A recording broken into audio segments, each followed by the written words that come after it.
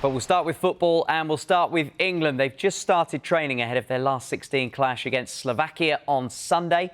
Our senior reporter Rob Dorsett is there for us. Rob. Yeah, 23 of the 26-man England squad are out there training on the grass. You can see them out there now. And it's pretty muggy out here. We've got thunder in the air and temperatures still around 25 Celsius. Very different from the conditions England enjoyed at the start of their training camp out here, which feels a long time ago now, a couple of weeks ago, where it was sort of 17, 16 degrees, cloudy, raining at times, very cool. But yeah, the players that are missing, Phil Foden, of course, we know about. We'll talk about him again in a moment. But Kieran, Trippier and Declan Rice were a little bit surprised not to see out there on the grass. But we understand they're undergoing their own personal fitness and recovery programmes indoors. So, look, I think we're early enough in the week before England's game against Slovakia on Sunday for that not to be a concern. If we get to Saturday, the day before the game, and they're carrying out their own programmes away from the rest of the group, that would be a concern and there'd be a doubt to feature. But the word I'm getting is that it's nothing too serious with either of those. Remember, Kieran Trippier has had this calf problem at the end of the season for Newcastle, which he's still nursing and still getting back to full fitness from. And of course, he's played 3 games in 10 days in the group stages, as has Declan Rice. And so 3 games in 10 days, England look very closely at the medical reports, the conditioning reports, and they make their training plans accordingly. You can see Luke Shaw out there at the back. He is out there training again, which is, again, a boost for Gareth Southgate. As he walked through the mix zone the other night, somebody did shout at him and say, "You're fit, you're ready to go?" And he said, "Next game." Now, some of the newspapers have made quite a lot of that and said that's a big boost. He could be back. I think you've got to be a little bit circumspect with Luke Shaw, having not played any football for more than 4 months now. If he gets any game time against Slovakia on Sunday, I think it will be minutes off the bench. Maybe he could get 10 minutes, but that will depend a lot on where the game is going. But it's nice to see him out there with the rest smiling. I think it's a huge relief on his part that he's able to train. He hasn't gone home. He still hopes he can play a part in this tournament for England in the latter stages. What do those medical reports say, though? That will dictate how much of a part he can play out there. And I mentioned Phil Foden there, who isn't out there today. Of course, we got the news yesterday that he'd flown home to be with his long-term girlfriend, Rebecca Cook, who's expecting a baby. And they've already got 2 children together. They announced that they were having a 3rd child or expecting a 3rd child back in April. And the sense I get from the people I'm speaking to around the England camp are that they're not concerned about that. Certainly he's got Gareth Southgate's full permission to go home, and they fully expect him to be back in time to take part in training and be available for selection in that last 16 game against Slovakia. There's Gareth Southgate. Why don't we talk about him a little bit? Because, of course, we've seen all of those quotes from the newspapers and some of the comments he made after the game, after that pretty dour 0-0 draw against Slovenia in the final group game, where you have to say he sounded pretty downbeat. And I think we need to give it a bit of context. He was talking about the fact that he's the target of some of the bile that's coming from England supporters right now. Remember, as he left the field in Cologne, there were some plastic cups that were thrown at him. Some of the abuse, some of the booing from England fans was pretty pertinent, and it was. Our world is different at the moment, and I feel that is probably because of me. But he talked about having to help the players as much as he possibly can, because he brought the joy back into playing for England, and we have to be very careful of where we head with it.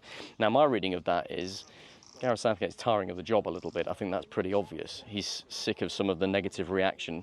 From his point of view, you see, he thinks England are unbeaten. They've topped the group.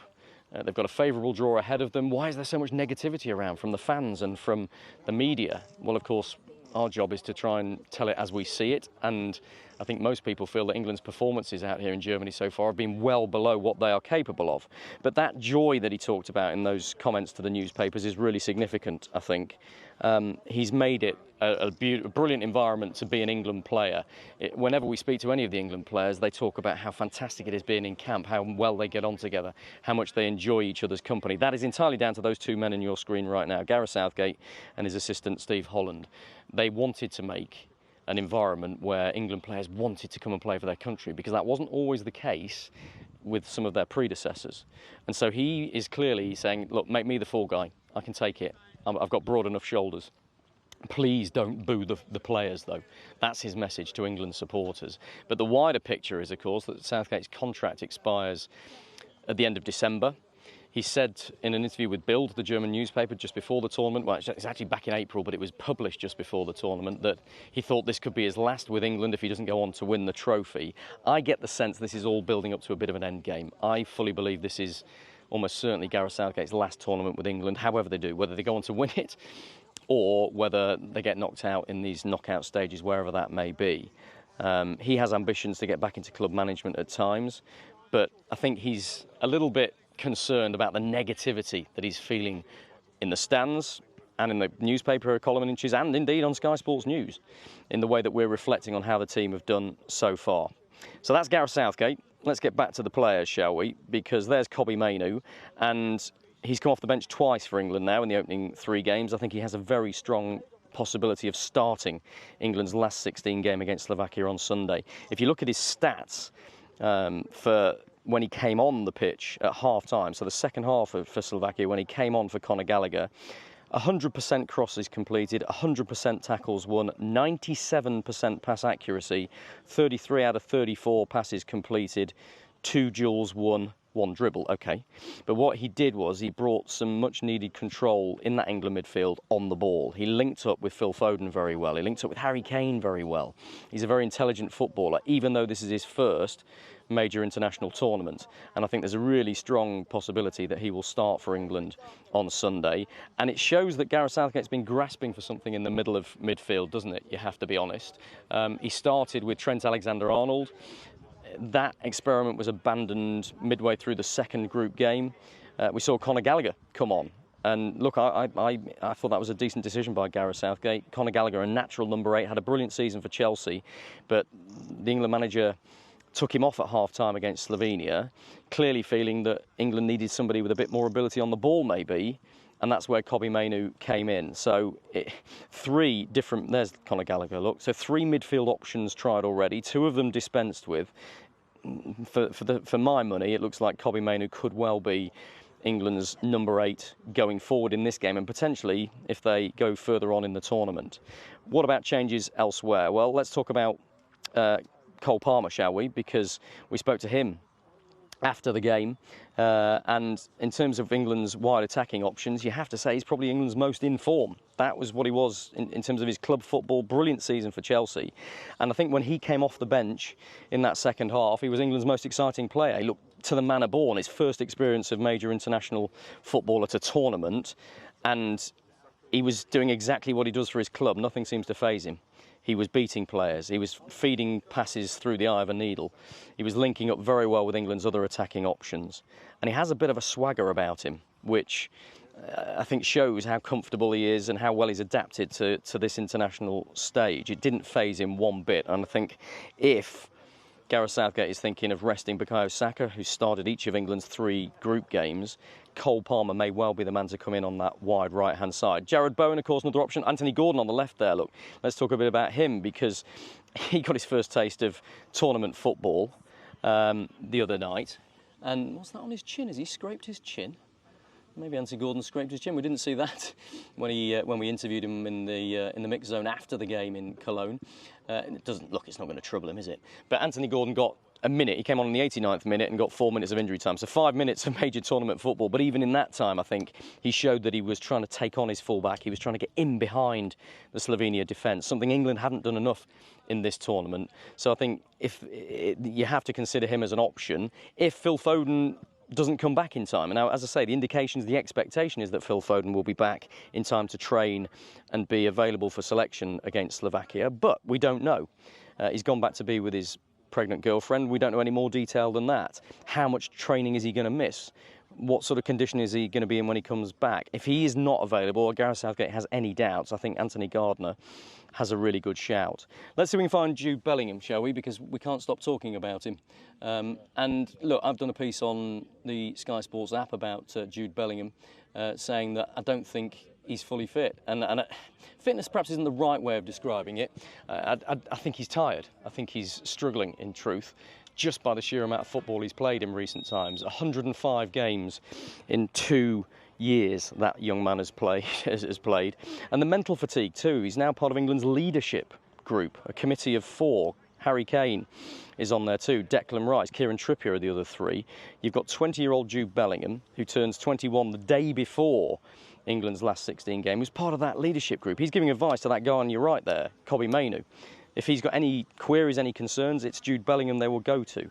I'm told from people I've been speaking to that Jude Bellingham is very open to giving advice to some of the newbies in the squad, even players that are older than him, which is a slightly bizarre situation. So for me, he's been a little bit wary. I don't see any signs that Gareth Southgate is thinking of resting him. But if you look at his stats, it's very clear that they've gone south in each of England's 3 games.